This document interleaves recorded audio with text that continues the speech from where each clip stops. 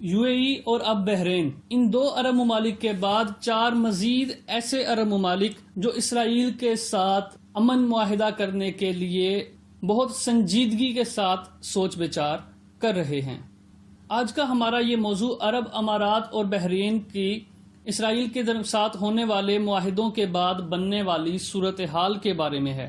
ہم اپنی پچھلی ویڈیوز میں آپ کو یہ بتا چکے ہیں کہ کس طرح عرب امارات اور اسرائیل میں خفیہ طور پر 2018 سے ملاقات جاری ہے اور 2020 میں ان دونوں ممالک کے درمیان امن معاہدہ طے پا گیا۔ بالکل اسی طرح سعودی عرب اور اسرائیل میں ہونے والی خفیہ ملاقاتوں کا ذکر بھی ہم کر چکے ہیں۔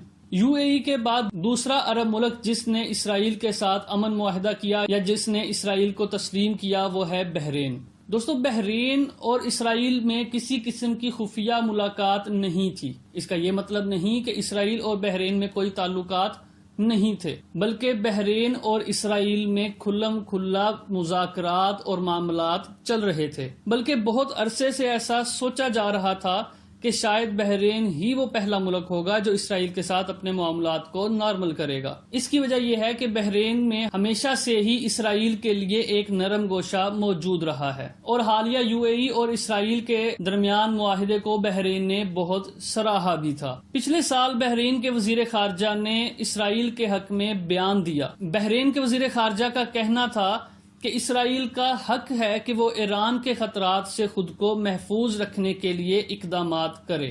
اس بیان کو عالمی سیاست میں بہت سنجیدگی سے لیا گیا اور تب سے یہ بحث چل رہی ہے کہ بہت جلد بحرین اور اسرائیل کے تعلقات معمول کے مطابق ہو جائیں گے، اور بالکل ایسا ہی ہوا۔ یو اے ای کے بعد بحرین وہ دوسرا ملک ہے جس نے اسرائیل کو تسلیم کر دیا۔ دراصل اسرائیل اور یو اے ای اور اب بحرین کے درمیان ہونے والے اس معاہدے کو بہت سے ممالک ٹرائل بلون کے طور پر لے رہے ہیں۔ آسان الفاظ میں کہیں تو تمام ممالک یہ بہت غور سے دیکھ رہے ہیں کہ اس کے کیا اثرات ہوتے ہیں۔ اس معاہدے سے ہونے والے نقصانات اور اس کے فوائد کے بارے میں غور طلب بحث کے بعد ہی وہ ممالک اس نتیجے پر پہنچیں گے کہ آیا ہمیں بھی اسرائیل کو تسلیم کرنا چاہیے یا نہیں۔ ہماری لسٹ میں موجود 4 مزید ایسے ممالک جو بہت سنجیدگی سے اس بارے میں غور کر رہے ہیں، ان میں سب سے پہلے نمبر پر ہے سعودی عرب۔ ایک وقت تھا جب سعودی عرب میں اسرائیل کا نام لینا بھی ایک گناہ تصور ہوتا تھا، مگر پھر آہستہ آہستہ پالیسی بدلنے لگی۔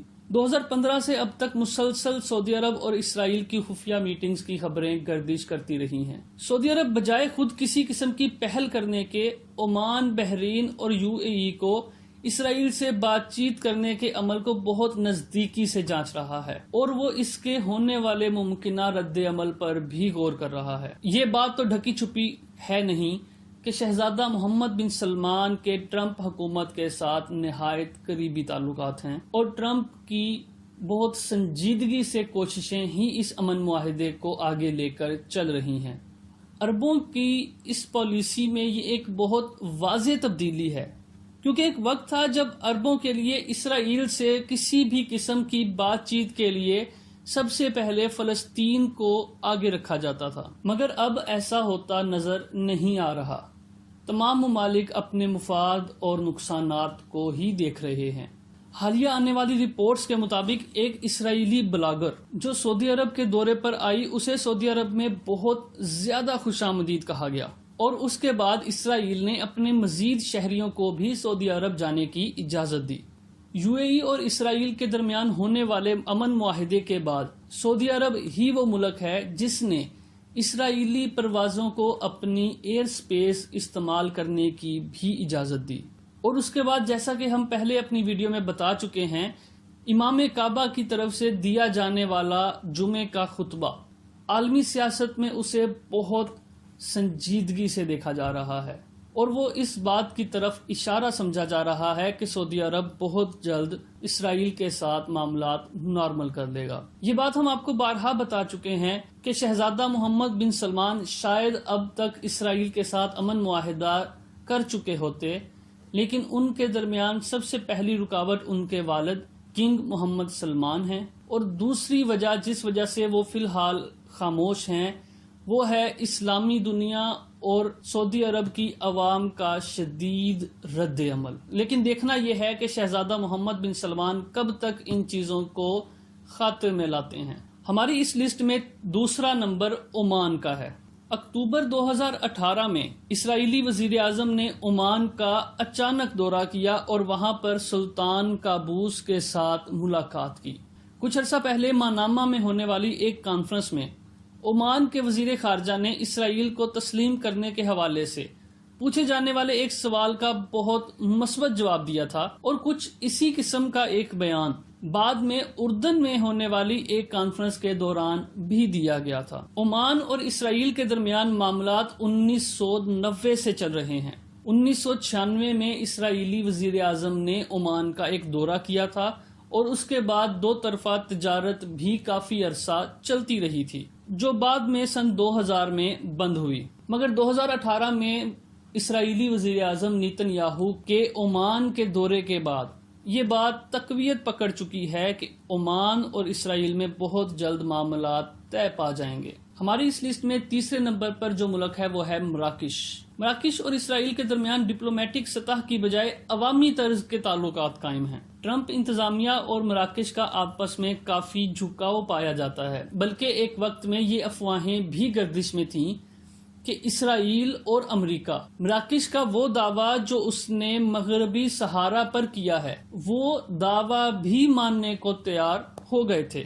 مراکش اور اسرائیل میں 1960 کی دہائی سے ہی تعلقات کا آغاز ہو گیا تھا۔ 1977، 1986 اور 1993 میں اسرائیلی وزیر اعظم اور وزیر خارجہ لیول کے دورے بھی ہو چکے ہیں۔ اگر کہا جائے تو مراکش اور اسرائیل میں امن معاہدہ اب صرف ایک فارمیلٹی ہی رہ چکی ہے، باقی ان ممالک میں تقریباً معاملات حل ہو چکے ہیں۔ ہماری آج کی لسٹ میں چوتھا اور آخری جو ملک ہے وہ ہے قطر۔ قطر اور اسرائیل کے 1990 کی دہائی میں بہت تاریخی قسم کے تعلقات رہے ہیں۔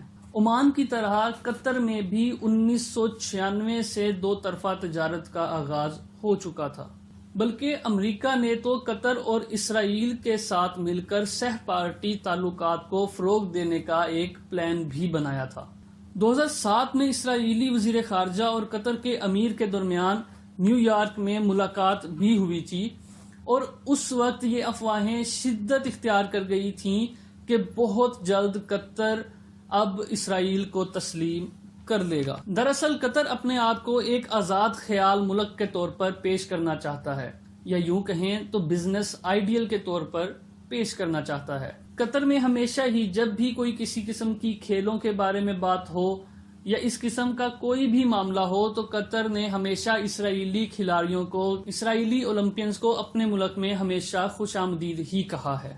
قطر اور اسرائیل کے اب تک اگر معاملات طے نہیں پائے تو شاید اس کی وجہ یہ ہے کہ قطر کے ایران اور ترکی کے ساتھ بھی بہت اچھے تعلقات ہیں، بلکہ 2017 میں سعودی عرب اور قطر کا جو تنازع بنا اس کے بعد سے ترکی کی افواج دوحہ میں موجود ہیں، اور یہ سب سے بڑی وجہ ہے کہ قطر اور اسرائیل کے معاملات اب تک طے نہیں پا سکے۔ مگر حال ہی میں یہ دیکھا گیا ہے کہ قطر میں موجود یہودی لابی بہت شدت سے ایکٹیو ہو چکی ہے، اسی وجہ سے ہم نے اس ملک کو بھی اپنی لسٹ میں شامل رکھا ہے۔ یو اے ای اور بحرین کے بعد ان چار ممالک کا بہت جلد اتحاد ممکن ہے، بلکہ اگر کہا جائے تو کشنر نے جو دعویٰ کیا تھا کہ بہت جلد 22 کے 22 عرب ممالک اسرائیل کو تسلیم کر لیں گے، تو اب جس رفتار سے یہ معاملات طے پا رہے ہیں تو کشنر کا یہ دعویٰ سچ لگنے لگا ہے۔ عرب اور اسرائیل کے تعلقات کے بارے میں مزید اپ ڈیٹس کے لیے دیکھتے رہیے ہمارا چینل۔